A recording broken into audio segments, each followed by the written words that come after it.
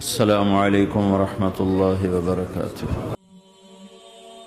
मोहतरम बुजुर्गों, दोस्तों, जैसे कि अब स्क्रीन पर मनाजिर देख रहे हैं, हज़रत मौलाना इब्राहीम देवला साहिब, हज़रत मौलाना अहमद लाट साहिब, हाजी फारूक साहिब बिंगलोरी, हज़रत मौलाना इस्माइल गोधरा साहिब, हज़रत डॉक्टर सनाउल्लाह खान साहिब अलीगढ़, हज़रत मौलाना उस्मान काकौसी साहिब, ये दिल्ली एयरपोर्ट पर थके मानदे ये है हमारे बड़े अकाबिर शूरा इंडिया वाले बुजुर्ग हजरात, जो इस उम्र में ज़ोफ के बावजूद बहुत कुर्बानियाँ देते हुए साल में 2 मरतबा रायबंद तशरीफ लाते हैं। हमारे चैनल अल बयानात ट्यूब ऑफिशियल को सब्सक्राइब करें और बेल आइकन पर क्लिक करें। ये वो लोग हैं जिन्होंने दीन की मेहनत के लिए चिल्ला 4 माह नहीं बल्कि पूरी जिंदगी लगा चुके हैं और लगा रहे हैं, माशाअल्लाह।